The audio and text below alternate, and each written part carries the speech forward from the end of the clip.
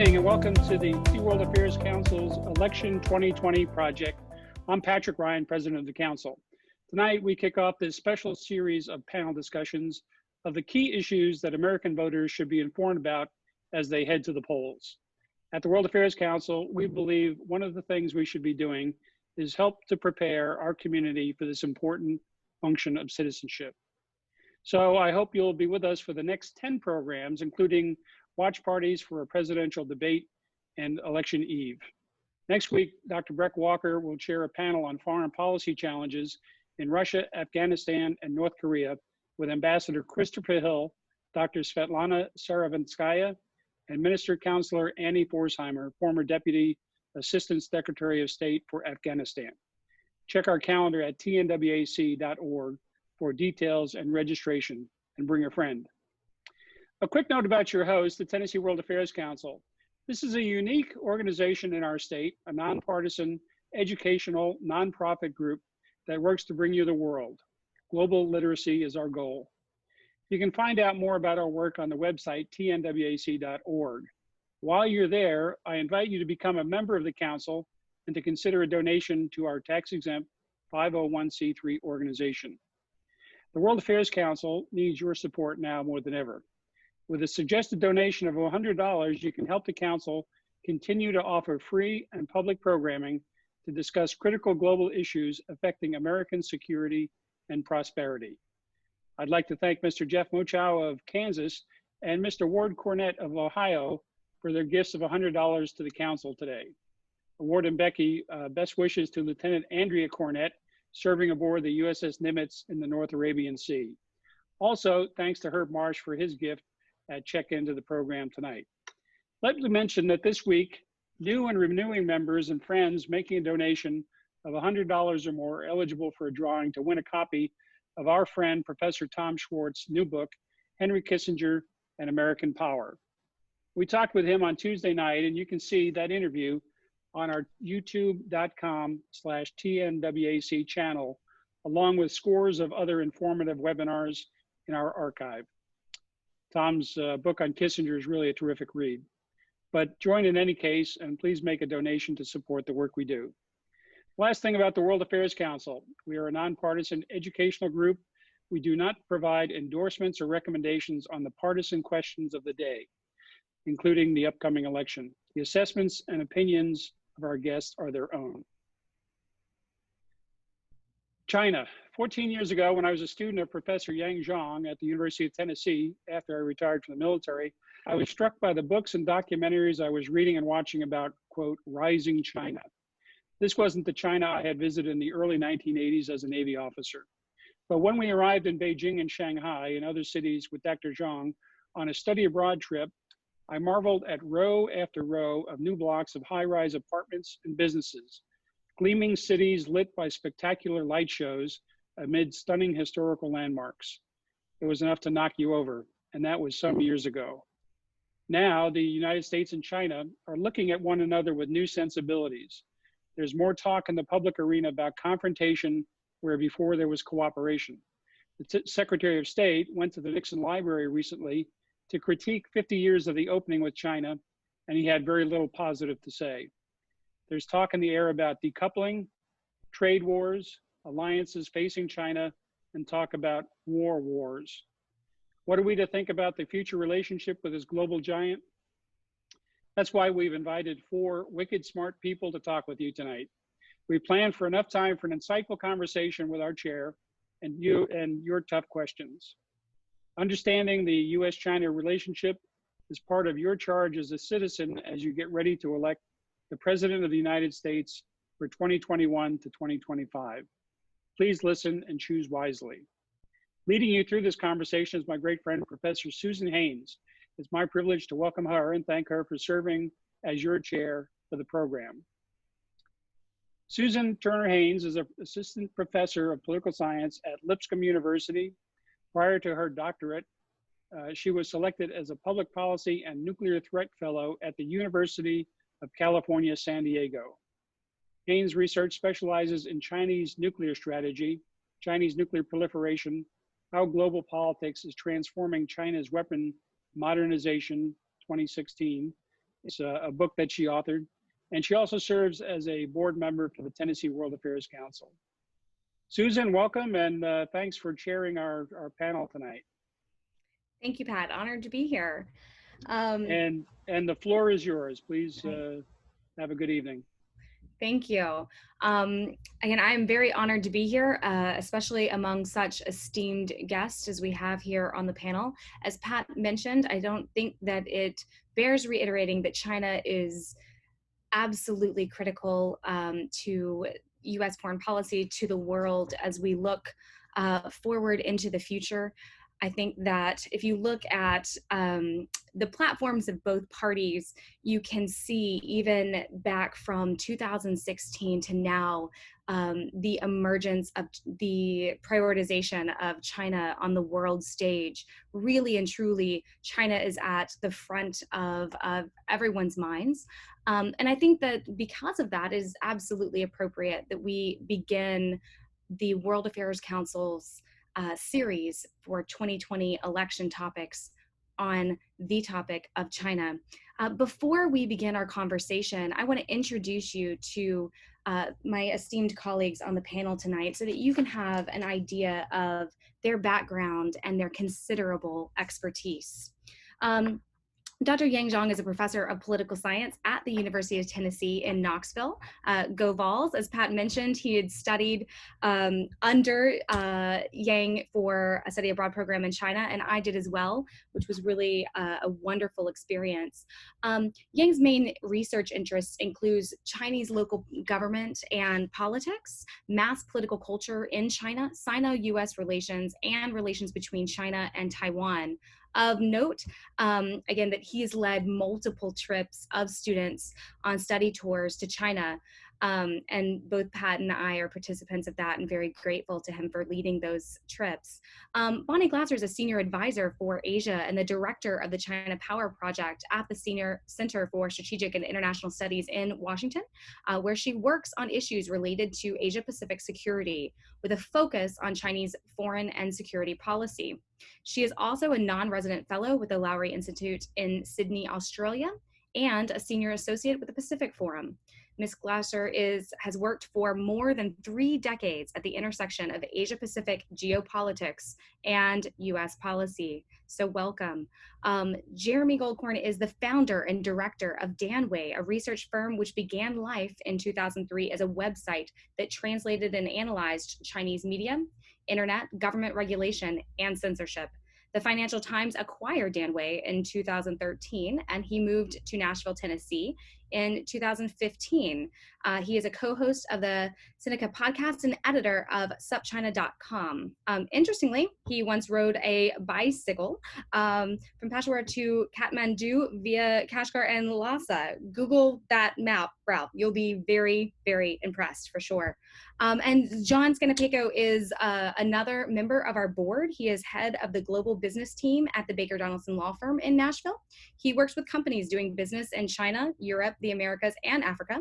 He advises companies that are considering a China strategy and companies that are now doing business in China or with China-based businesses. Mr. Scannapieco serves as honorary consul from Great Britain and Northern Ireland and Tennessee. So welcome all of you. I am very excited to hear your insights and your experiences, your expertise on the various topics. In terms of how tonight's program will go, I'll just kind of give a little bit of a rundown. The title of the program is Confrontation, Cooperation, and Conflict, and we want to kind of frame the remarks in regards to those types of themes. First, we are going to hear from Professor Yang Zhong in regards to potential areas for cooperation and overall the 10,000-mile view on U.S.-Sino relations. Then we're going to pivot, we're going to transition to the areas of confrontation, because as Pat mentioned, there are many, specifically as framed by both presidential candidates. It does seem as though the relations that the United States has with China has taken a turn, and what is most often emphasized are these areas of conflict and confrontation. So we'll first begin with discussing our economic relations, and then we will pivot to Bonnie in discussing security, and then lastly, we will discuss with Jeremy all of the human rights implications and the domestic politics dimensions of China's policy and US-China relations. So without further ado, I'm going to go ahead and lend the floor over to Professor Yang Zhong for your overview of relations currently. All right. Well, thank you, Susan. Thank you, Pat. I'm very glad to be here. Thank you for the invitation. Well, my presentation is about the differences between President Donald Trump's China policy versus candidate Biden's China policy, and then also in what areas the United States and China could possibly cooperate in the future. So let me start by saying that from what I have observed and read about these two presidential candidates, I don't see a lot of differences between them with regard to China. I'll detail those a little bit later. In fact, taking a hard line, against China is one of the few areas those two people agree.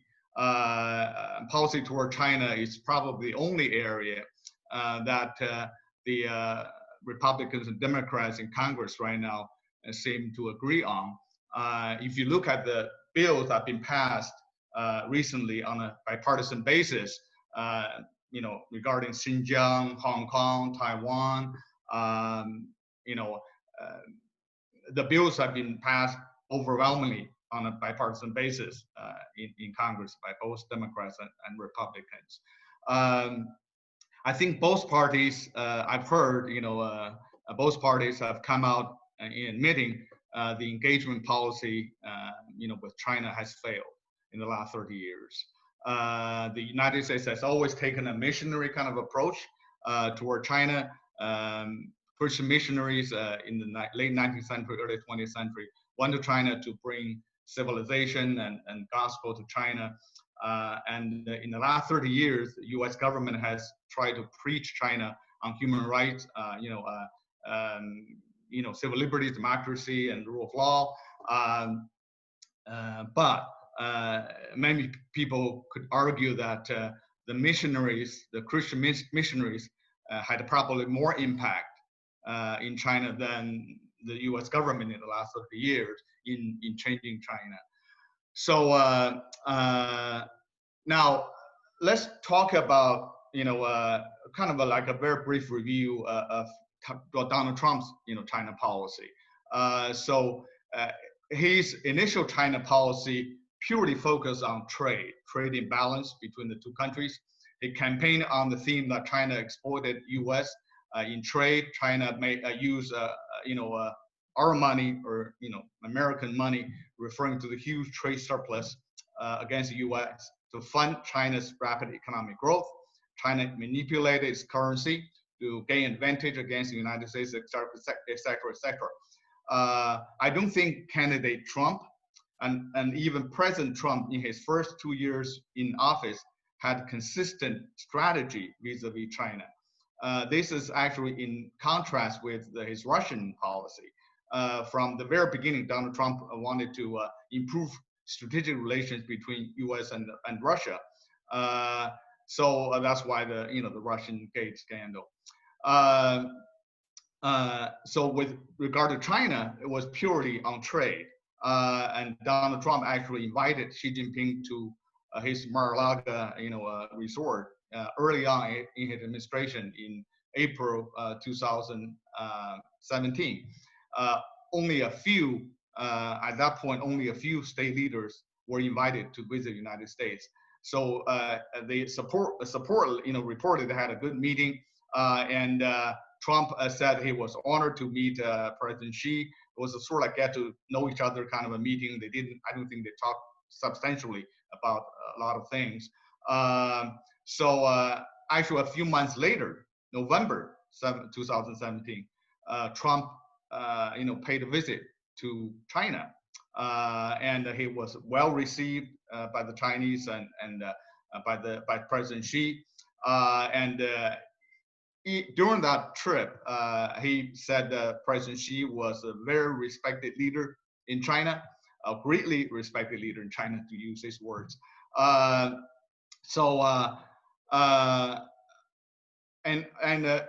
From that time on, President Trump seemed to have a very friendly relationship with President Xi. And he often have lavish kind of praises for President Xi, a good friend, great leader, much respected leader. Even during the pandemic, this year, between late January and late February, Trump actually praised President Xi 15 times. We're Twitter, news conferences, whatever. He said, President Xi's handling of the situation was correct, and China's handling of, pandemic situation was okay, was fine. Until, of course, later when the pandemic reached the U.S. and spread widely in the U.S., he changed his, kind of a tune. It doesn't seem that President Trump really cared a lot about human rights in China. I think my observation is that he really didn't bother too much with human rights issues in China. Three cases in point. The first one is if you can believe John Bolton's book, the room where it happened. In a private meeting with Xi Jinping in G20 meeting in Japan in 2019, that's only last year, Trump said that Xi should go ahead with building the camps in Xinjiang. And what Trump's thought was exactly the right thing to do. When protests started in Hong Kong in June last year, Trump's initial reaction was that he trusted, President Xi to handle the situation properly. Was only several months later, in November last year, he signed a bill passed overwhelmingly by Congress, in Congress, to support Hong Kong protesters. Even on that occasion, he said he signed the law out of respect for President Xi, China, and the people of Hong Kong. So the time U.S. and China obviously were in this tense negotiation on the first phase of the trade deal. So Trump obviously didn't want to derail the trade deal negotiation because of Hong Kong. A third case is President Trump delayed Vice President Pence's speech, criticizing China's human rights record on June 4th this year. June 4th, of course, is an anniversary of Tiananmen democracy movement that happened in China in 1989. Trump's fear was that such speech would upset China. So I think President Trump's main concern at the time was about re-election. He believed, obviously, the trade deal would, enhance his chance to be re-elected. In fact, I think the same concern has driven him, to become much more aggressive and antagonistic toward China in recent months. In President Trump's mind, everything was going, great before the pandemic spread in the U.S. He survived the impeachment trial. The Russian gate kind of affairs were over. The economy was going strong. Employment rate was low, record low. Stock market record high. No foreign wars. His poll members were up, and boom, the pandemic happened. So you can imagine he was very, very upset about this. And he was very confident that he would be reelected. He was on his way to second term, no problem. But when this pandemic happened, he was criticized for mishandling the situation. The economy is in a ditch. So I think he takes everything personally. I think his mind, he always takes things personally. So he probably, take this fact that the pandemic happened in China initially and spread to the rest of the world very personally. And, this thing just ruined his, political future. So I even kind of suspect that in his mind, he might suspect the Chinese government did this deliberately, just to ruin his, re-election, chance. So now he has obviously turned on China, and he is, trying to punish China. And I want to distinguish between President Trump and the establishment, Washington establishment. When I talk about, when I mentioned the establishment, I'm referring to the State Department, Defense Department, CIA, the Republicans in the U.S. Congress, and those people have really regarded China as a major threat long before this. I think probably Trump was really kind of resisting this push to treat China as a major threat until just recently. So recently, obviously, the state, Secretary of State, National Security Advisor, CIA head of CIA, Defense Department Secretary, even Secretary of Human Health and Services came out with very strong statements on China, and this is obviously kind of unleashing of the anger and frustration over China. So what has the Trump administration done with regard to China lately? Quite a few things actually. Most of the actions are unprecedented, such as sending 2 aircraft carrier battle groups to South China Sea, building a military alliance to contain Chinese aggressive actions in the East and South China Seas in that region, upgrading political and military relations with Taiwan, closing Chinese consulate in Houston, scrutinizing scholars and students from China, threatening to ban members of Chinese Communist Party and their families from visiting the United States, threatening to close operations of TikTok and WeChat in the United States and all Confucius Institutes in the US, sanctioning high-ranking Chinese officials, including high-ranking officials in Hong Kong, withdrawing special trade status of Hong Kong, blacklisting and sanctioning Chinese companies, restricting Chinese journalists, and the list goes on and on. It seems that the US-China relationship under the Trump administration has really reached a point of no return. Now let's talk about Biden's China policy. Actually, New York Times just a few days ago published a very good piece tracing Biden's stand on China policy, attitudes toward China, beginning with a 40 years ago when he was a junior senator from Delaware. He visited China for the first time in 1979, actually the first US congressional delegation to visit China since 1949. So he met with Deng Xiaoping. Another important trip he took was 2001. He led a congressional delegation as chairman of the Foreign Relations Committee. It's a very powerful position. So he visited China and met with then top Chinese leader Jiang Zemin, had an in-depth discussion about U.S.-China relations. Actually, Biden was very instrumental or facilitator in getting China into WTO. So China, and also I also should point out that Biden has had a very kind of a close relationship with Xi Jinping. In 2011, 2012, when Xi Jinping was already the apparent successor to Hu Jintao, a designated successor to Hu Jintao, the top leadership position in China. President Obama designated Biden to get to know Xi Jinping.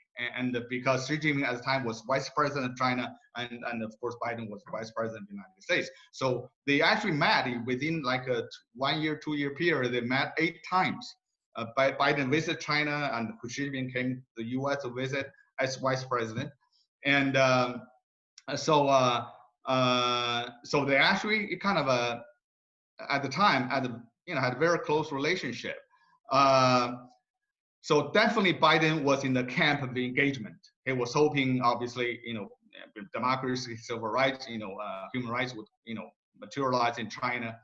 As late as in May 2019, this is the last year, on a campaign trail, he said, I quote, China is going to eat our lunch. Come on, man.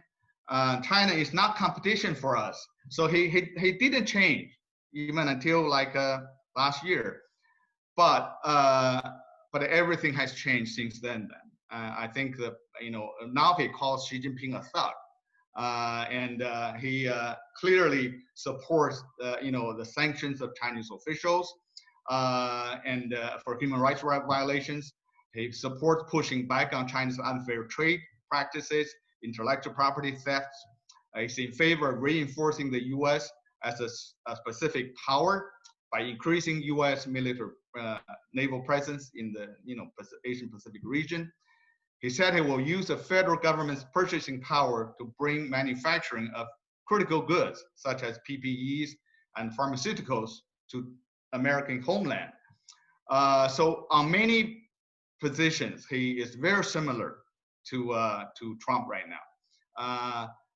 So I don't see a lot of differences between the two people with regard to their respective policies over China. If Trump is reelected, I see very few areas these two countries could cooperate. In fact, the bilateral relations might get worse before they get better. I'm not putting any value judgment in this. Either deterioration of relationship is good or bad. I'm not putting any judgment or not on this deterioration. It might be good, might be bad. On the other hand, I think if Biden is elected, I can see a few areas the two countries might be able to cooperate. According to Biden himself, he thinks the United States and China could cooperate in areas such as climate change, health services, health security, and nuclear non-proliferation, referring, I think, to particularly Iran and North Korea. I can see the possibility of cooperation in these areas, but I don't think they will mean a lot. In terms of climate change, both China and U.S. signed the Paris, climate change accord. Trump obviously withdrew the U.S. from the accord, so I can see easily that Biden would rejoin, this agreement. I should say here that China signed the agreement out of its own national interest or its own interest. China is not doing a favor to the rest of the world. When they signed this, Paris climate change treaty, the Chinese government has really taken a number of serious actions, policies against air pollution, out of concern with state regime stability. Because air pollution in China, has improved somewhat in this last few years, but it was really bad a few years back.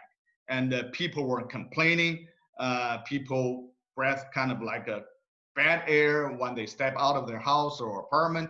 And so it was really, a legitimacy issue for the Chinese government. They had to improve this, to improve their legitimacy. And people were complaining so much. So I think they did. I mean, you don't hear Chinese officials or Chinese media talking about climate change, so to speak. It was really a bad air situation, pollution problem in China. So I don't think China would have any hesitation in doing more in improving its environment.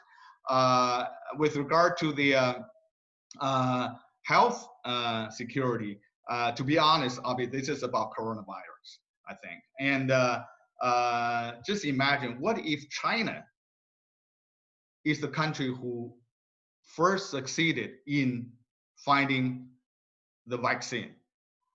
Because they have two vaccines that have been kind of in the second stage now, I think going into the third stage of whatever experiment. And according to their report, they're very effective.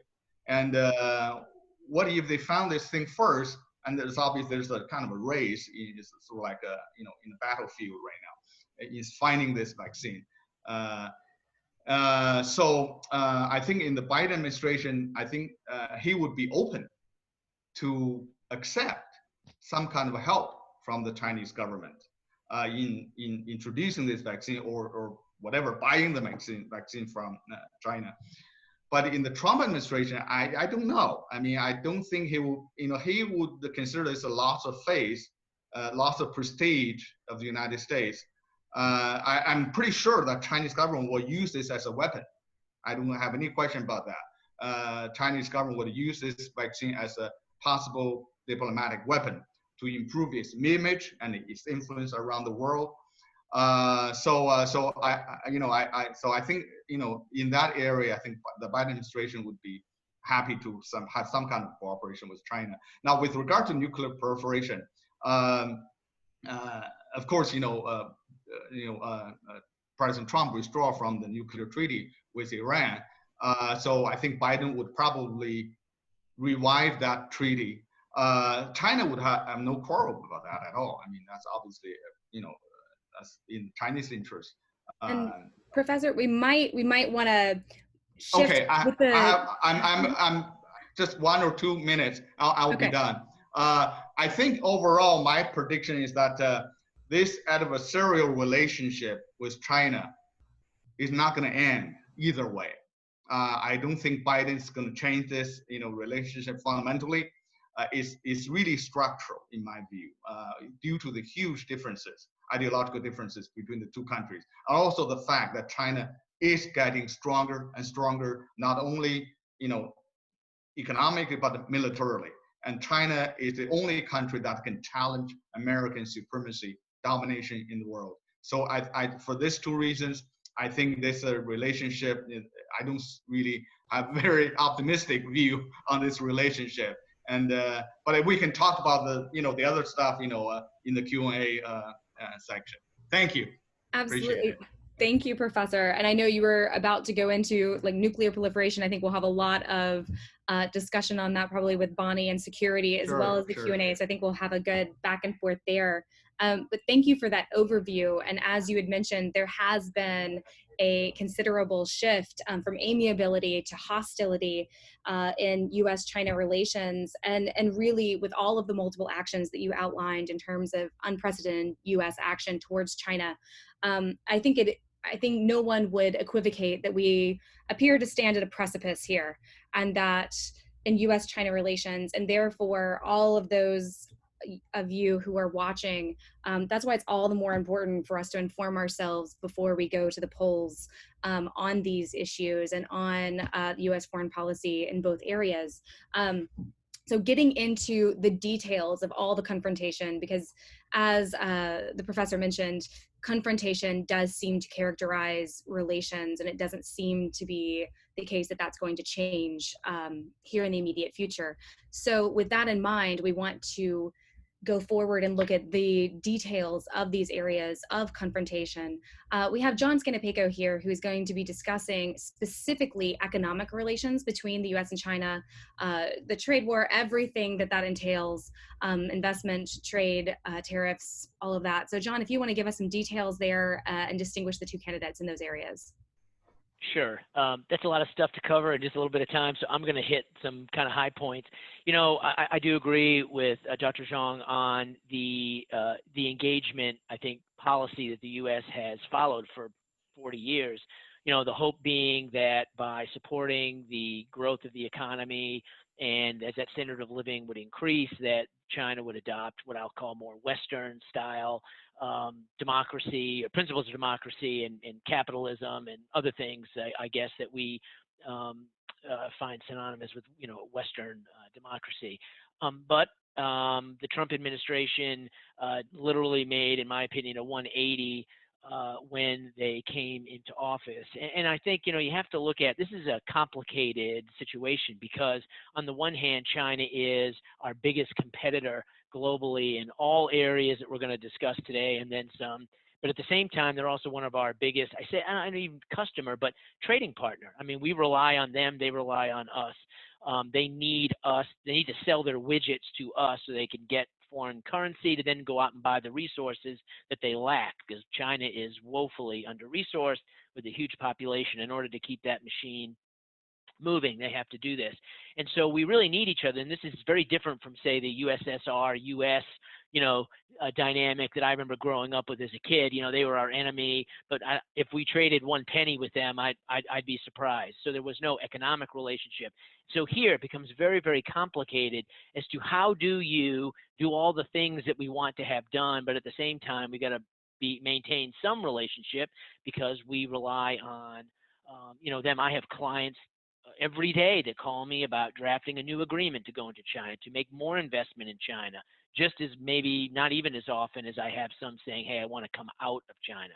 So we look at it, you look at the Trump administration, and I think he was correct in identifying, the administration was correct in identifying the various structural issues that we have with China, the forced technology transfers, the intellectual property theft, the subsidies that go to the companies, the idea that China is now picking, winners within its state-owned enterprises to then champion and become these global champions. I think those are all big issues that we have to address.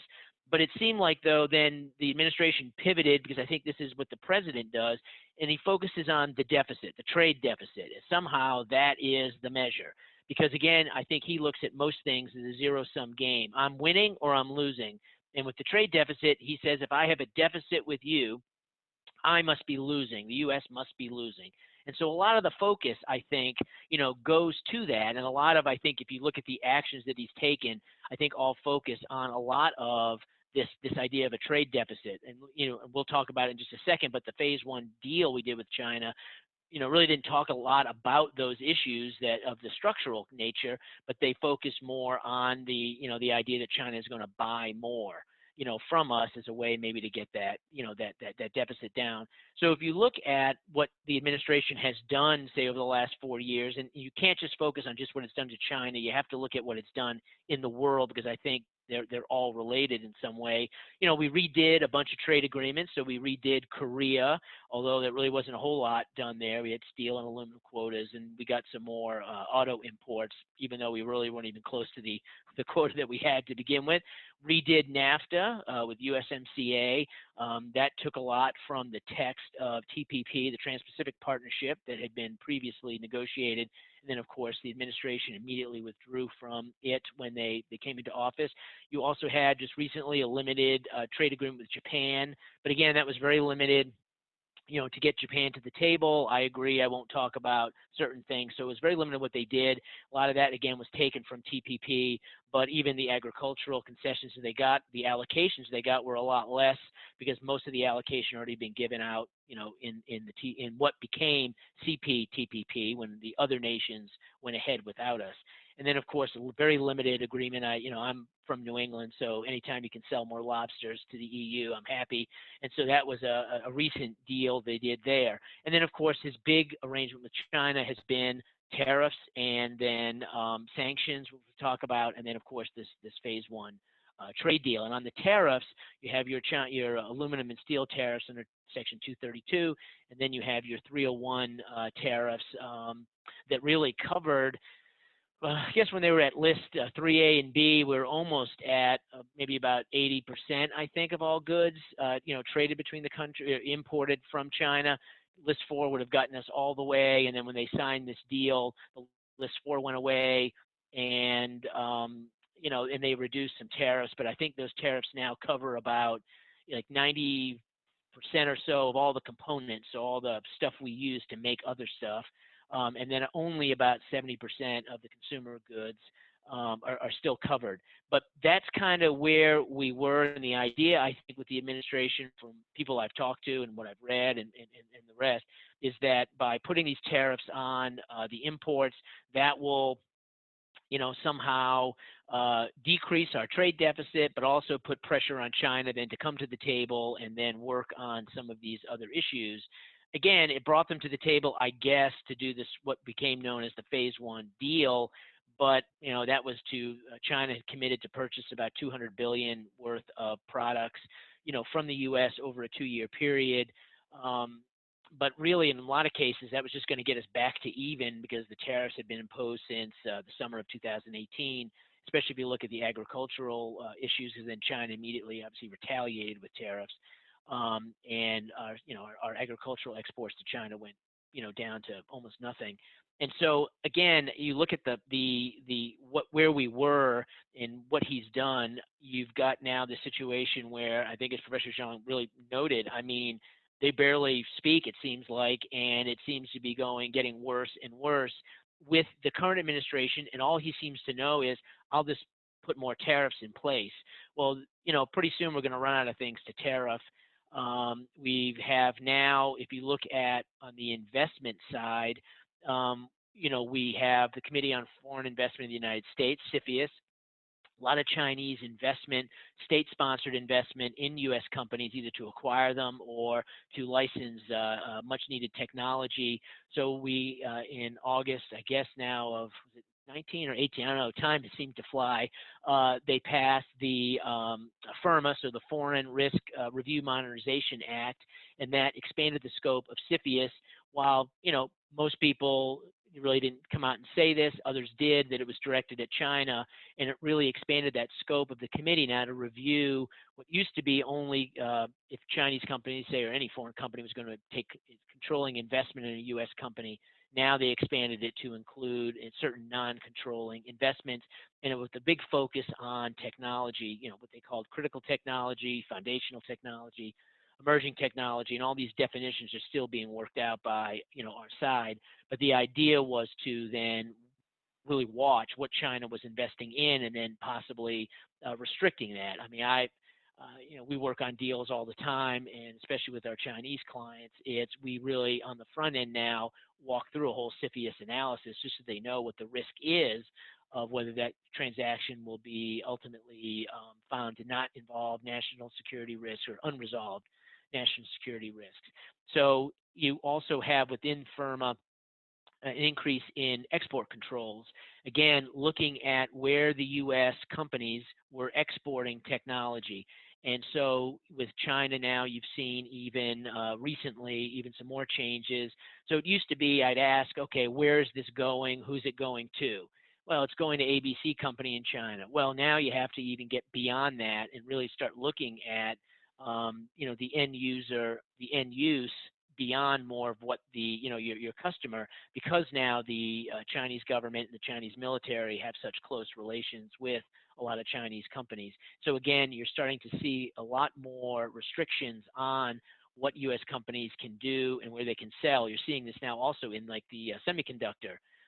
China has expressed a lot of interest in developing its own chips, recognizing the tensions with the United States and with other countries and sanctions. But the U.S. apparently, even though we don't make the chips as much anymore, we apparently make the best machines that make the chips. And so you have now a lot of restrictions on these companies that are, and I've been told this was coming a lot from the Defense Department, on restricting the sale of these machines. Well, that really impacts U.S. business significantly because that's the market. The market was Asia, it was China, and so now this is really going to put a lot of pressure on a lot of those U.S. companies if it further, continues to restrict their ability to sell. We've also seen now with sanctions. I know people will talk about, so I'm just going to kind of highlight some of this, but blacklisting Huawei and other 5G companies. We've seen also new sanctions recently with cotton producers and tomato producers coming out of Zhong province, for the treatment of the Uyghurs. You've seen other prior sanctions against companies that provided the surveillance, the video surveillance, CCTV surveillance that's used in the province and that participated in the confinement.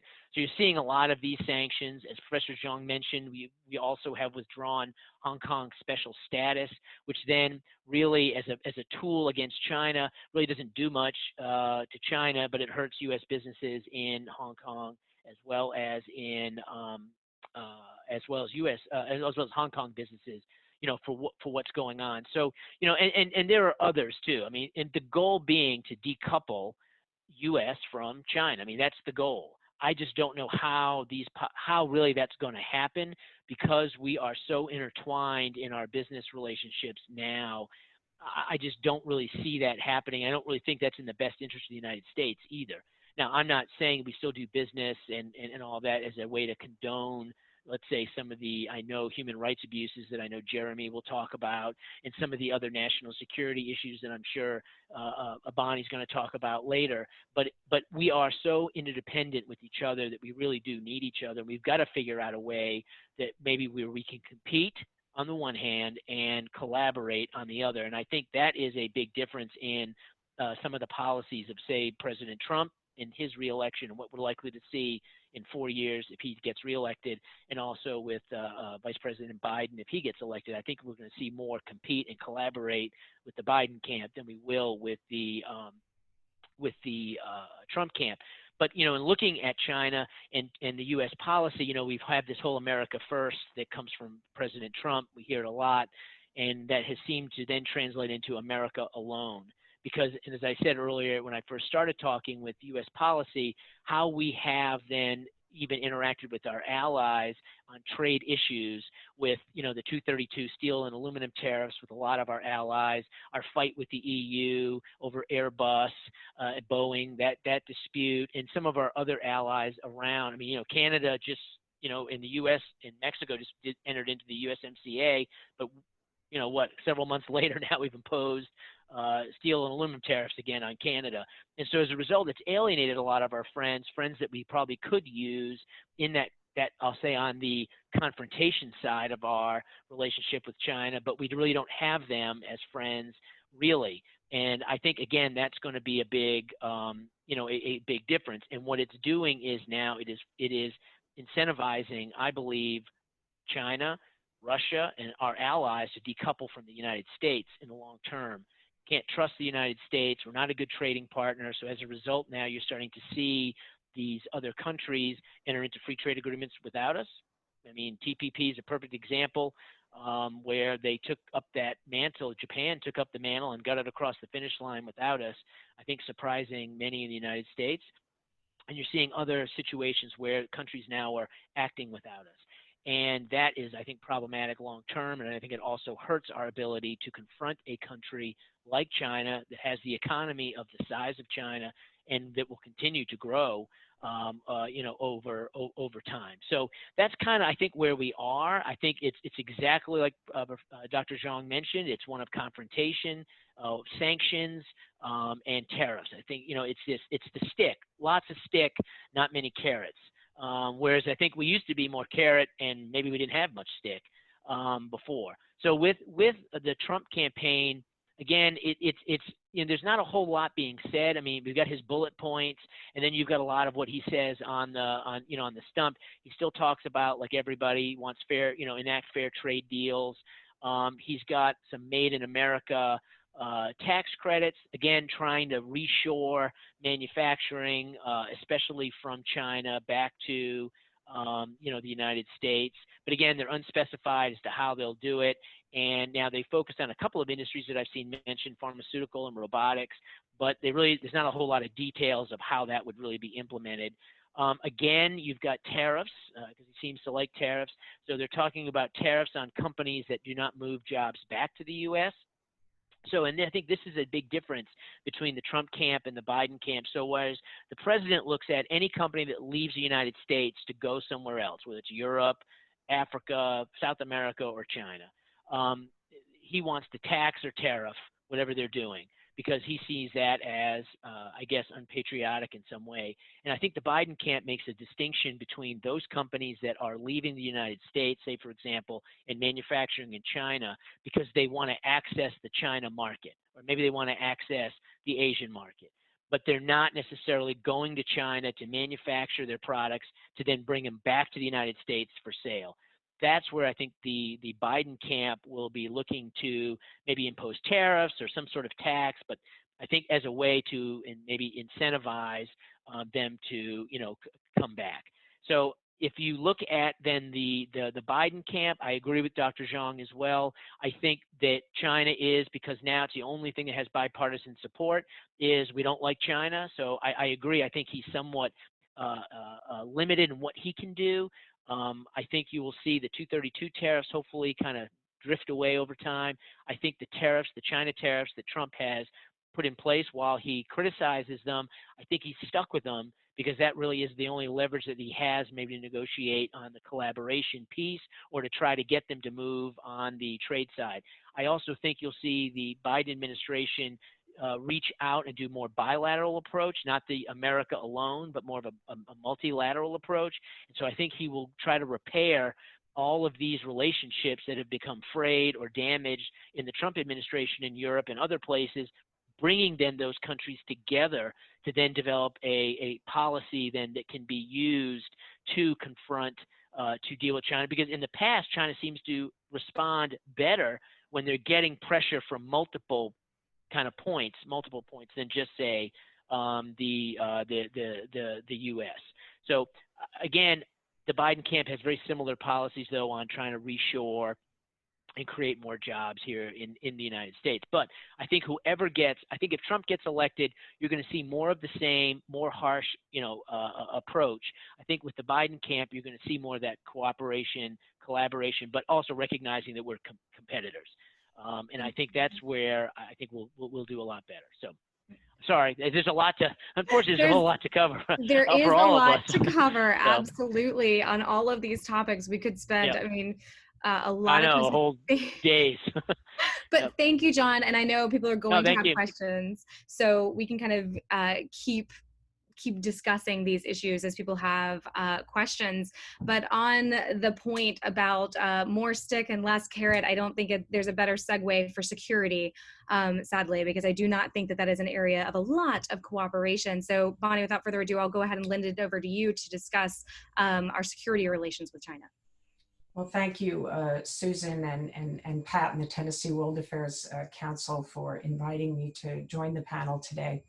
I'm really going to focus on two security issues in particular and sort of dig down deep into them. I think that the real flashpoints between the United States and China that could escalate to war are Taiwan and the South China Sea. And so I'm going to talk about those two issues. An accident or maybe a deliberate military action could, in fact, escalate to a wider war. We did see in 2001 a collision between a Chinese fighter pilot and a U.S. reconnaissance plane that really did lead to a political crisis. And I think that we have even less ability today to manage that kind of crisis. So first I want to talk a little bit about why the United States thinks Taiwan is important. It is certainly important to the United States because it shares our values. And I think that the first half of this century is going to be defined by a systemic competition between the democratic market-based values that are championed by the United States and its allies and countries around the world, and of the authoritarian state-led economy that is advanced by Beijing. And Taiwan really sits at the front line of this rivalry. It's the target of Beijing's most sophisticated tools of political and cyber interference, as well as economic coercion. The future of Taiwan is important overall to the geopolitics of the Indo-Pacific. If I had the ability to give you a map, I would show you that it sits in the middle of what is often referred to as the first island chain. It stretches from Japan to the Philippines to the South China Sea. And successful coercion of Taiwan would really shatter the confidence that U.S. allies would have in U.S. security guarantees and in the credibility of what we've long called the hub and spokes network of U.S. alliances in the region that for 7 decades has maintained the Pacific Ocean as a barrier against threats to our own security here in the United States. So this is not just an issue of whether China integrates Taiwan into the People's Republic, but it has much broader implications. And then finally, just to pick up on some of the points that John made in the economic sphere, the future of Taiwan is very important to U.S. economic competitiveness and prosperity. It's actually now the United States' 9th largest trading partner in the first half of this year. But really more importantly, it's one of the world's most advanced producers of semiconductors. Along with, of course, Japan and Korea and the US. It's a key link in global supply chains, and a close alignment of Taiwanese high-tech firms with the US would really enhance secure supply chains in the transition to 5G, to the Internet of Things that are going to define prosperity in the 21st century. If these fall under Chinese control, then that is going to pose challenges, I think, for the United States. So tensions between Taiwan and the PRC were pretty low during the Obama administration, when Taiwan's president pursued a policy that prioritized improving relations with China. In 2016, the people in Taiwan elected a president who's from the pro-independence party that's called the Democratic Progressive Party, the DPP. And since then, and particularly since the president's reelection, her name is Tsai Ing-wen, so she was reelected just this past January, and Beijing has really began to ramp up military, diplomatic, and economic pressure. There's been many moves by the US Congress in recent years, as well as the executive branch, to support Taiwan. And in fact, just before Trump was inaugurated, he actually had a call with Taiwan's president. That was really unprecedented. And it led to a stern response from China, which warned that really there wasn't going to be any discussion between the US and China on any issue until Trump reaffirmed what we call the one China policy. And he subsequently did that. But some of the congressional legislation has included the Taiwan Travel Act, which was aimed at raising the level of officials that can travel to each side's capital. There was another law that was passed called the Taipei Act, which calls for stronger US support for Taiwan's participation in key international organizations. And Taiwan used to be an observer to the governing body of the World Health Organization, but China has blocked its ability to stay as an observer. And so even though Taiwan has been exemplary in controlling the spread of the pandemic, it is completely excluded from the World Health Organization's. It used to be invited to technical meetings and things like that, and that's virtually come to a halt. Of course, Taiwan has continued to be the recipient of arms sales from the United States. The 1979 Taiwan Relations Act requires the United States to sell defensive arms to Taiwan. A few other things that the Trump administration has done to support Taiwan has been to do things for Taiwan more publicly in some cases than prior administrations. So transits by the US Navy through the Taiwan Strait are now publicly announced. They took place before, but they weren't made public. Taiwan was described as an important partner country in a Defense Department report that's about the free and open Indo-Pacific. And there was a visit to the White House by Taiwan's National Security Advisor at the invitation of John Bolton, and that was made public. So we've seen a lot of efforts by the Trump administration to really highlight the importance of Taiwan. Most recently, the Health and Human Services Secretary, Alex Azar, visited Taiwan. That was not actually setting a new precedent. In 2014, we had a cabinet level official from the US go to Taiwan, and it was actually quite common in the very early 2000s and in the 1990s for cabinet secretaries to visit. I would say in the economic sphere, the Trump administration has really fallen short. There's been no trade or economic dialogue with Taiwan whatsoever. I think that's because the president has attached priority to trade talks with China, and that meant that he did not want to risk what he might achieve with China by starting talks with Taiwan. There are also other issues that have been barriers, but recently there's been some movement forward that has to do with opening up the market in Taiwan for US exports of beef and pork. So I would close on this issue of Taiwan by saying that I think a Biden administration would also strongly support Taiwan's democracy.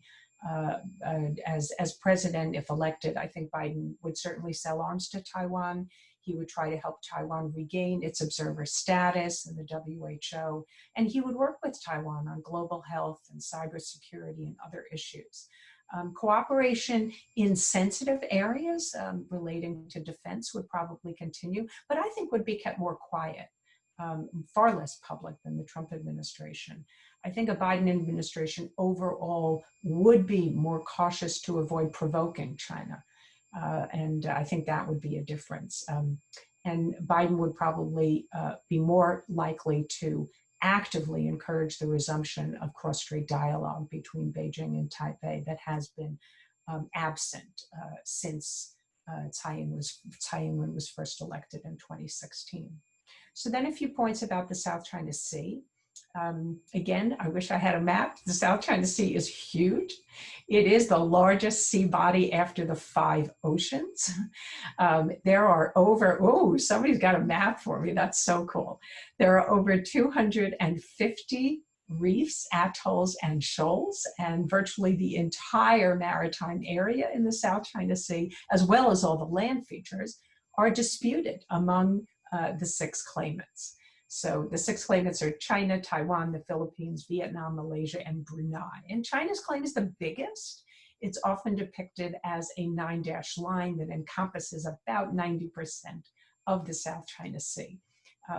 Work that my team has done has demonstrated that about $3.4 trillion in goods passes through the South China Sea annually. Of course, all countries have an interest in unimpeded commerce and the preservation of peace and stability, including China. But what else is at stake? Clearly, the ownership of those rocks and shoals and cays, the maritime entitlements.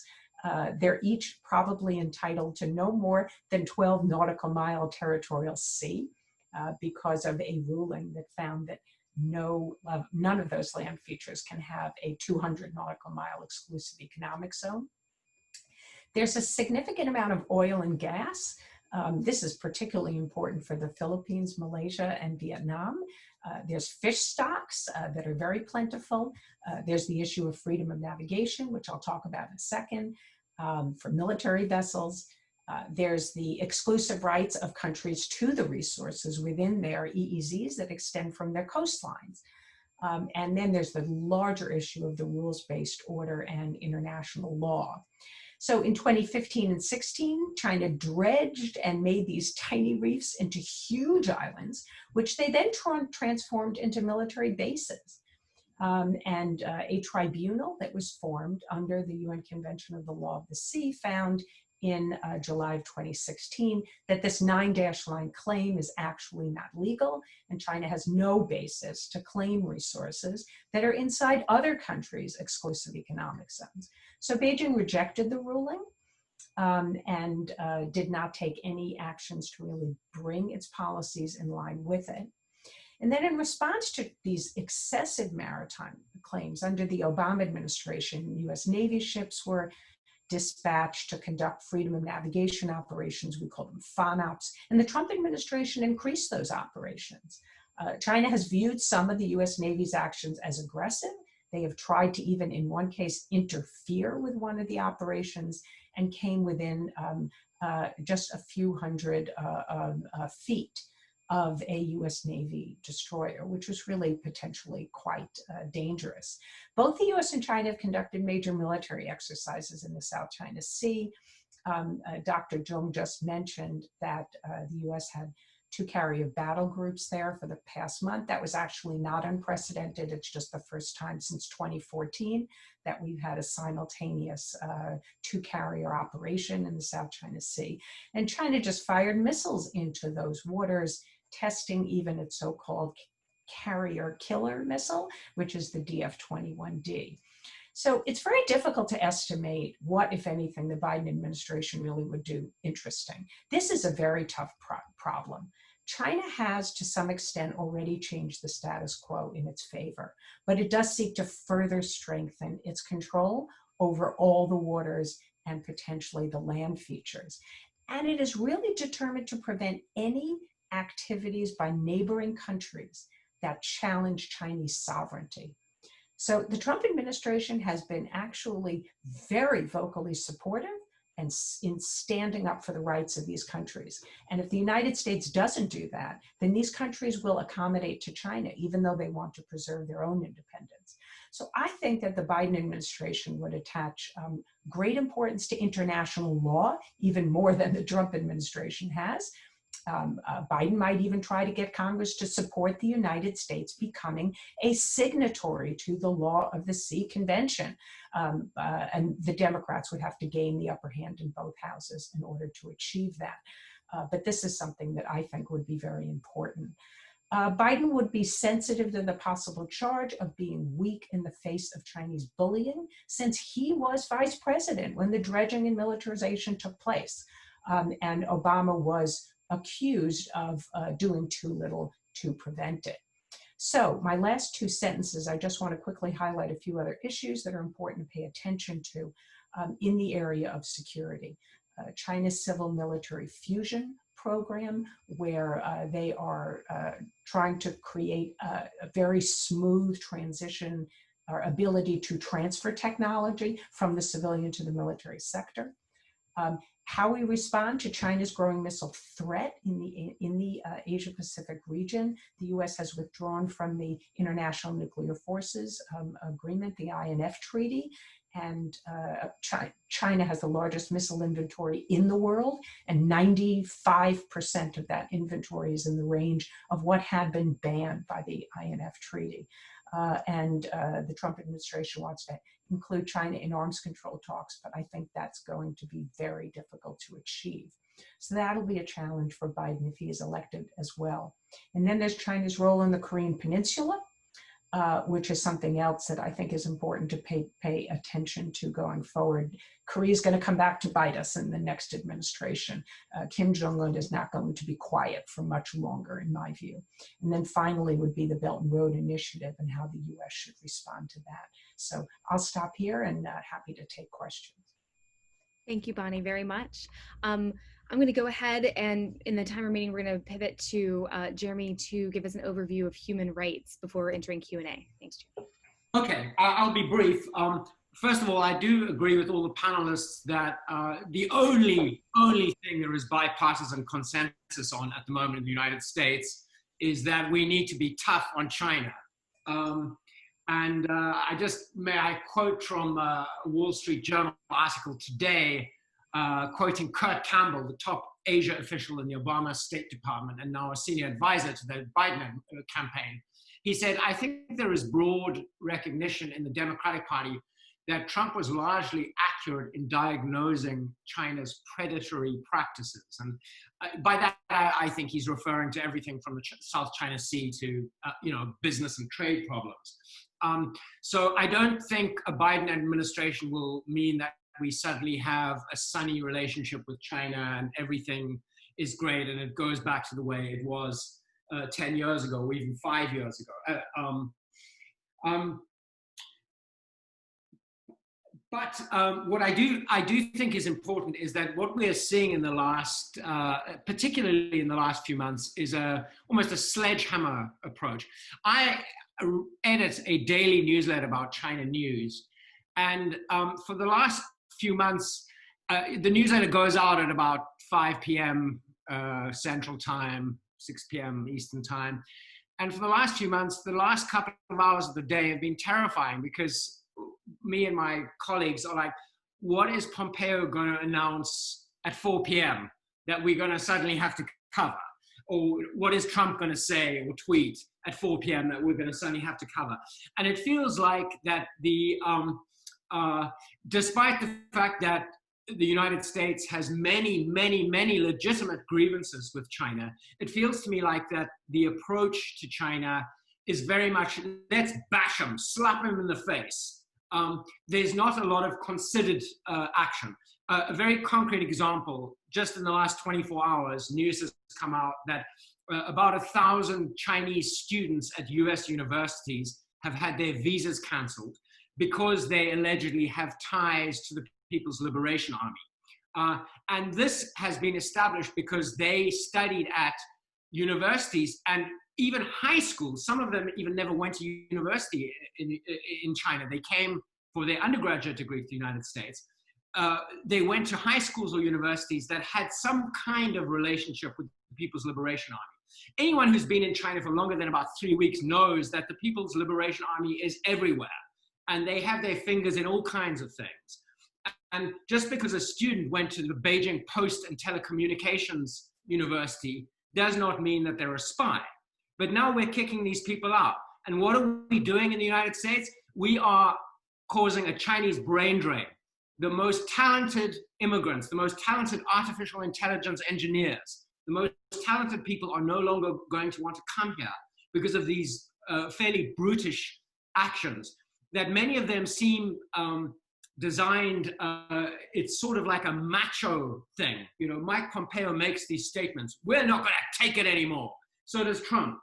So I would hope, and from what I've read, I believe that a Biden administration, it's not that our relationship with China is going to get suddenly much easier, or that there will be less complexity or, you know, fewer difficulties. It's still going to be very difficult. But they seem to be a little bit more thoughtful about the approach to China, the people around him, the people advising him.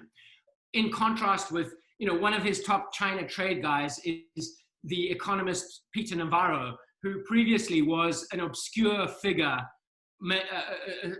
almost a crackpot, making sensationalist videos and writing books in which he quotes himself using an anagram of his name. These are the type of people currently driving the China policy of the Trump administration. So I don't know if the Biden administration will be better, but I'm pretty sure that there will be fewer whack jobs behind it, and that there will be a little bit more thought behind it.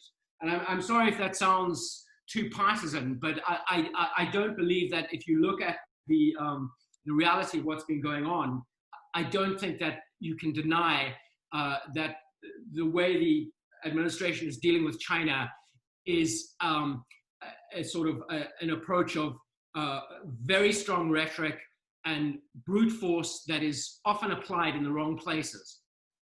And then just to finish off, to talk about human rights, which is what we promised I will talk about, is for people who in the audience who may not be aware, there are many, many human rights issues in China. Of course, there have been, you know, ever since 1949 when the Communist Party took over.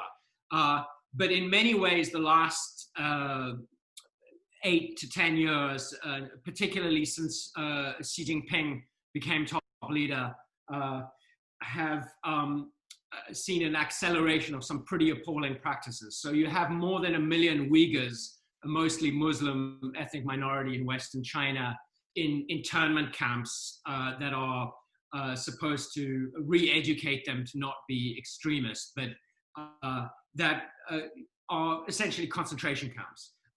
You have people like the professor at Tsinghua University, which is often called China's MIT, a constitutional law professor named Xu Jiangrun, who is being hounded and detained on trumped-up charges by the police, basically because he's been writing essays criticizing Xi Jinping. You have the crackdown in Hong Kong, where Hong Kong was promised 50 years of autonomy from 1997, the so-called one country, two systems concept.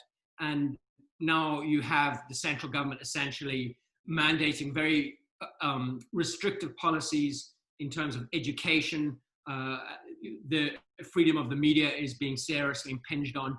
Foreign journalists are being denied visas or kicked out. Local media companies that are critical of the Chinese government are being harassed in various ways. Politicians who do not agree with the Chinese central government are being harassed and basically run out of the Legislative Council, which is the governing body. And these kinds of abuses, I mean, I could go on for hours. There's a lot of them going on. These are serious issues, and I don't think these are issues that the United States should stay silent on. However, the Chinese government, the Chinese Communist Party, has never actually responded very positively to pressure on human rights. That just hasn't happened. You know, going back to 1949, the Chinese Communist Party is not very receptive to foreign criticism of what it's doing. But what I would say is that when China feels under threat, And when China feels that, for example, the United States is offering it only sticks and no carrots, they also tend to be a lot more paranoid about everything. They're paranoid about foreign interference in Hong Kong, the NDA. I mean, it's ridiculous. The NDA with their tiny little, horrible little budget that they can't do anything is often accused in Chinese nationalist media of, masterminding the protests in Hong Kong. And that's ridiculous. But when there are only sticks coming from the United States, the Chinese government gets more paranoid also about the internal situation. So I think this is going to be an interesting difference. We will see. Trump himself does not talk about human rights very much and obviously doesn't care very much, but Mike Pompeo does talk about it quite a lot. And there is a lot of movement in Congress to sanction China for human rights abuses. If the Democrats get in, it's likely that there will be a lot more noise about this. I'm not sure to be honest, what effect that is going to have. But to conclude, I do think that what the US needs in its approach to China is a lot more sensitivity in terms of what we are trying to do and what is the end game, what are we going to achieve? And just bashing China on the head, criticizing them very loudly about everything, slapping tariffs on, restrictions on students, investigations on Chinese scholars, many of whom are very happy to be in the United States and are not working for the Chinese government, but are feeling under threat because the Department of Justice's China initiative is making them feel that their position here is very weak. These things are not helping us in the United States to achieve any of the aims that we want to with regards to China, from trade to human rights. And a more sensitive approach, I believe, would actually be much more effective. Excellent. Thank you very much, Jeremy. I appreciate that. And you've given us some time here to go through some of the Q&As. Just as a reminder to those of you guys who are watching, you can put your questions that you have for the panelists in the Q&A, and you can do that by selecting the little icon at the bottom of your screen. If you do so and you have a specific question for a specific panelist, please designate so in your comments. Otherwise, I'll kind of open it up to the panel. But we've already collected a few questions that I want to distill and offer up to the panelists. Specifically, Professor Zhong, I have some questions that panelists have proposed earlier. Nazad Harami has asked, he's expressed concern regarding China building a bloc or an alliance per se with other countries against the United States, specifically using COVID-19 as a means to galvanize the globe in favor of China and against the United States by providing assistance to those countries in the wake of COVID. So I'm curious if you think this might be an accurate representation and or if you're concerned about this. There's another question also for you, Professor, in regards to, you had characterized Xi Jinping and Trump as having amiable relations, and then that break after COVID, so these are related. And Kelly O'Connor wants to know if Trump is capable of distinguishing between Xi Jinping and China as a state, or if those are one and the same. Okay, well, as for the first question, I don't have a clear answer for that. And I think because the pandemic is still going on, very badly in many countries. So I think China has to be very, very careful and sensitive in using this as a weapon, like a vaccine, whatever, help. I think there were signs that the Chinese were trying to do kind of this, by sending, help or assistance to some, I guess friendly countries or countries they really want to court with early on.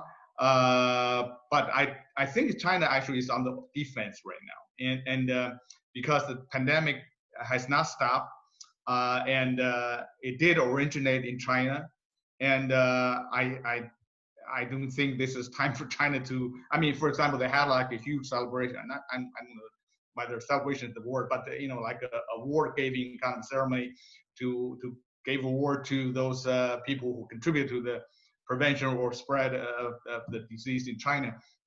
Was that kind of too early, too soon?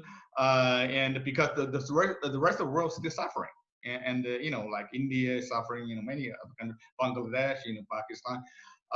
Pakistan is obviously close ally of China. So I don't think China is doing that intentionally right now, but I wouldn't rule out, in the future, when everything's said and done, China might kind of use this, kind of a special vaccine or maybe some other kind of assistance to court for international kind of allies or alliance, whatever. For the second question, right now, I don't think Trump is calling President Xi a friend anymore. He just, refused to say whether it's a friend or not friend when he's asked. So I think that romance problem or whatever you call it is over. And I think early on he did differentiate between Xi and the rest of China because they say a lot of bad things about China. It's called China virus, Chinese this and that. But he still called Xi a friend at the time, like a few months ago. And I think now he probably is treating both the same way. I think it's kind of he's, of course, Xi represents China, and the government of China is represented by Xi Jinping. And so I would think that he would kind of view both the same. Thank you, Professor. We have a couple of series of questions actually in regards to Taiwan, specifically security questions aimed for you, Bonnie, by David Thompson, Austin Travis, and Ambassador Dick Bowers, all of which seem to be curious about. So David is curious about whether or not China might exploit a disrupted outcome of the presidential election and use that as an opportunity to invade Taiwan. And then Austin Travis is also curious about the push for this cross-strait dialogue and whether or not there is a chance for real dialogue actually coming out of the election between China and Taiwan. And I know you kind of answered this other one offline, but there is a curiosity about America's commitment to Taiwan when push comes to shove. So I want to group those together since they're all related to the Taiwan flashpoint. Great, and I will try to answer them briefly. Regarding the U.S. commitment to Taiwan, I should make clear that actually the United States doesn't have an ironclad defense commitment to Taiwan. We had a mutual defense treaty with Taiwan. We no longer do, but we do have commitments under the Taiwan Relations Act, including having the capability to deter coercion as well as use of force by China against Taiwan. But if there were a crisis, it would be up to the president in consultation with Congress to make a decision about how we would respond. China has developed massive capabilities to put US forces at risk. We call them sort of area denial, anti-access weapons. And this is, of course, missiles and fighters and many other capabilities that really are creating very strong challenges for the United States to intervene. There's been some calls in the US recently for the United States to no longer be ambiguous about whether it would come to Taiwan's defense and adopt a position of strategic clarity. And there is an article by Council on Foreign Relations President Richard Haas arguing that in the current issue of Foreign Affairs, which I would commend people to read. I've just written a reply to it, sort of critiquing the position, and I disagree. I actually think strategic ambiguity continues to serve American interests, but we have to make our threat credible. So we have to bolster our capabilities, and we have to make deterrence credible. The prospects for cross-strait dialogue are not very good right now. I believe this is in large part because Beijing set a very, very high bar for Taiwan to engage, for them to agree to a dialogue with Taiwan. In 2016, I think actually President Tsai Ing-wen went a long way to try to reassure Beijing that she would not seek independence and she would not be provocative. And China just said, basically, you have to accept Taiwan as part of China or we're not talking to you. And that's where we are today. So China's going to have to reconsider its position. I'm worried instead of making its position softer, that the position is just going to harden further. But that brings me to really the last question about invasion and whether China would take advantage of any particular opportunity that might be created by the US being distracted to invade Taiwan.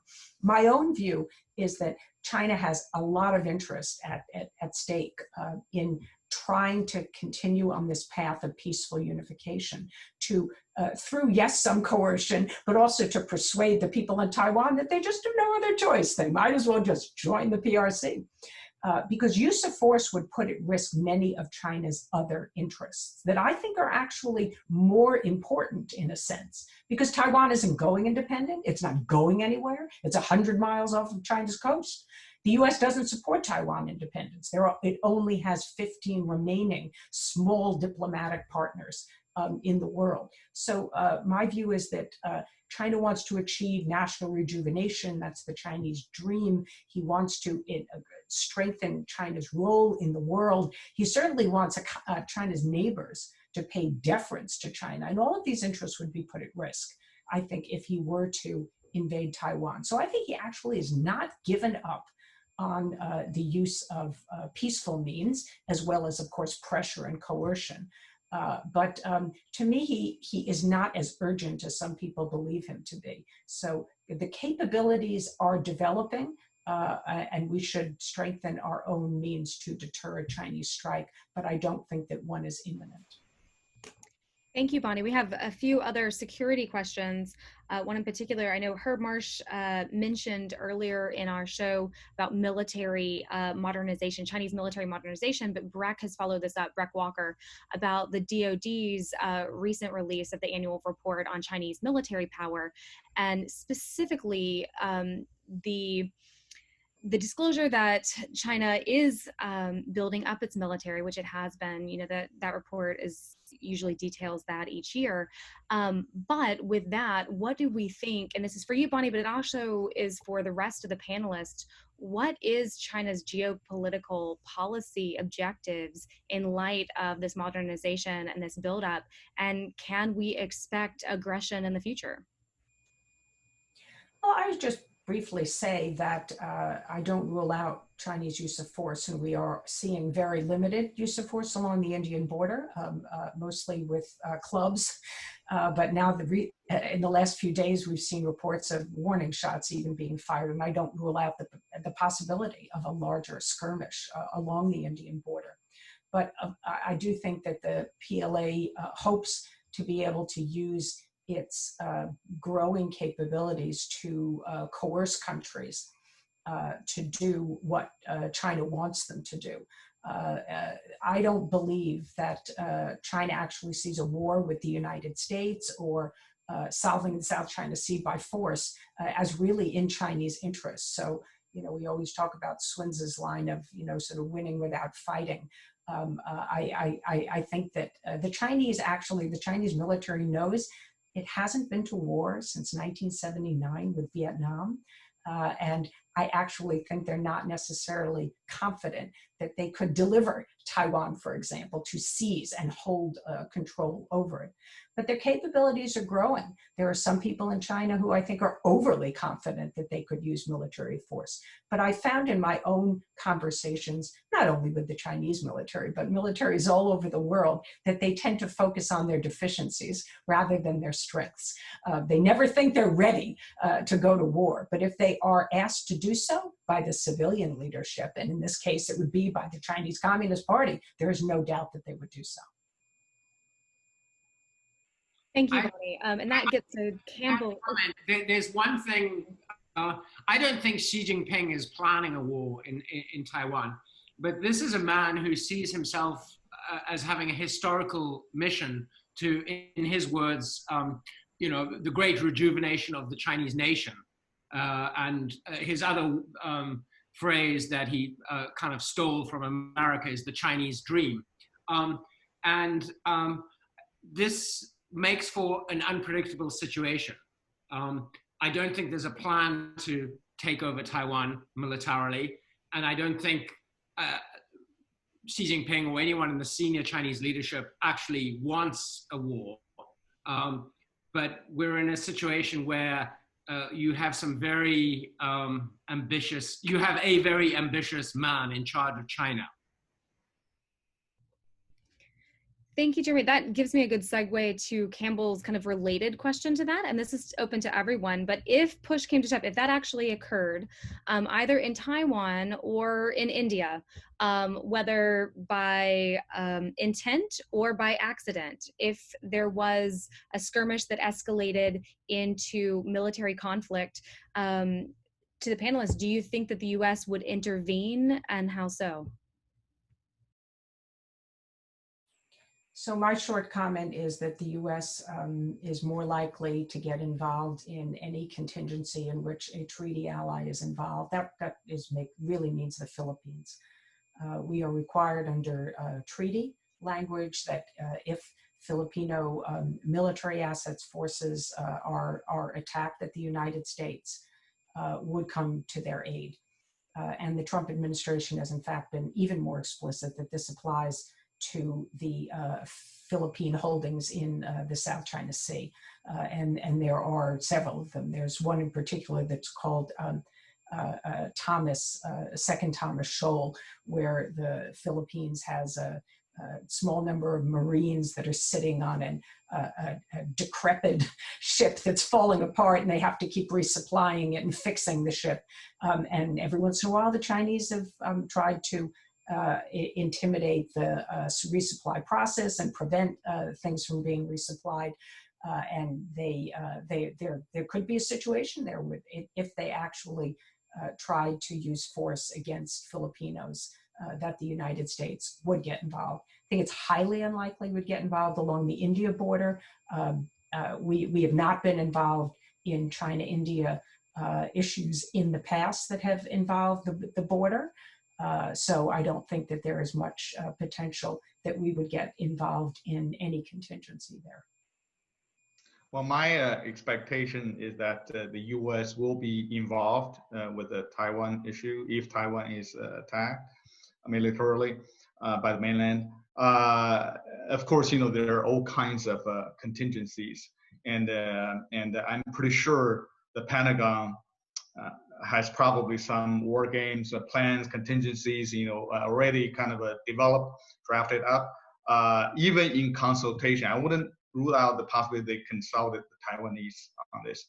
And so there's some kind of a consultation going on between Taiwanese and American defense officials, you know, under the table, kind of, you know, secretly. I mean, you know, the conventional wisdom is that if China have an all-out war on Taiwan, Taiwan will not be able to defend itself. Absolutely not. And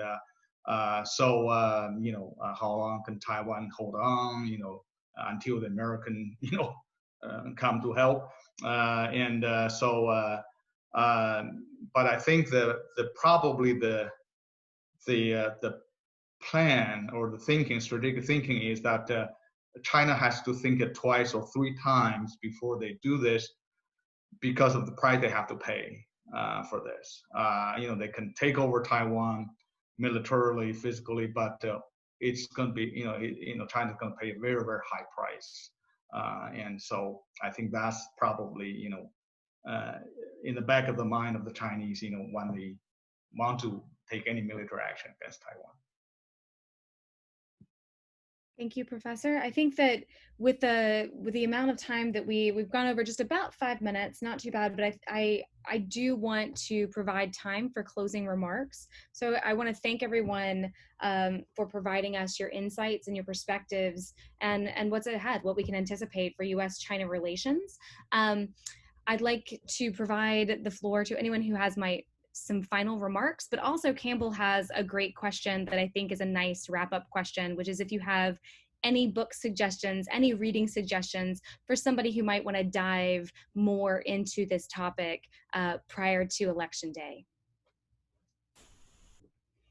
I can recommend a book called Superpower Showdown by Wall Street Journal journalists Bob Davis and Ling Wei, which gives a pretty great sort of almost like a TikTok, as they say in journalism, like a description of the inside story of, well, in some ways the last 20, 30 years, but particularly focusing on the last 2, 3 years of how we got to this point of extreme conflict between China and the United States.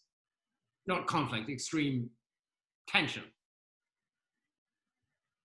So I'll just mention a couple of books. There's so many out there, so there's really a lot of great books to read. Elizabeth Economy has written a great book on Xi Jinping, which outlines his ambitions that I think is quite good. Richard McGregor has written a couple of books. There's one in particular on the Chinese Communist Party, which explains the role of the party in China that I thought was really worth reading. And there's a lot of other books sort of by journalists that I think are really excellent. Also, there's a book coming out on the Belt and Road by my colleague John Hillman at CSIS. There's a number of books on defense issues as well. So and read some things about Chinese society and Chinese people, Chinese culture. I have found that just focusing on one issue leads you sort of down a bit of a tunnel. So it's good to cover a range of issues relating to China, but do read about its history. Because I think that how understanding China going forward requires understanding how the Chinese see their own history and the century of national humiliation and the drivers of Xi Jinping's Chinese dream. Do you have any other recommendations and or comments, just pressing comments that we want to close with? Buckle up, it's going to be a rough ride. The optimism. Well, I mean, I just don't think in the future or near future, win-win outcome is a likely possibility in this bilateral relationship. I think the real question is either Biden or Trump, who can manage its deteriorating adversarial relationship better without ending up like a lose-lose situation. Of course, I think either leader would want to make the U.S. a winner in this kind of a ongoing conflict with China. Who can manage it better now to make this relationship like a lose-lose kind of. That's my kind of conclusion. And if I may just kind of tack on to something that Bonnie said, in terms of don't just focus on one issue, try to understand China culturally and all the rest. I think a lot of times we view China and what China does and how it responds through our U.S. glasses. And the U.S. and China are 180 degrees. And again, that's not one's good, one's bad, which is different. And I think it's very important that you also step in the shoes of China and understand that much like us, China wants to be a country with a strong economic future. They want to be able to provide for their people, much like we do. Now, how we go about that may be very different, okay? But I think, though, in order to really respond in a meaningful way, you really do need to understand more of Chinese history, as Bonnie was saying, and really understand why certain things, why maybe the response is what it is. And why some of these actions are taking place. And it's not something that maybe we're as familiar with here. And I think sometimes that leads to some of these, that's to me the biggest concern that I have when you have miscalculations that lead to some of these accidental wars and all the rest, because people just don't really understand each other. They don't take the time to.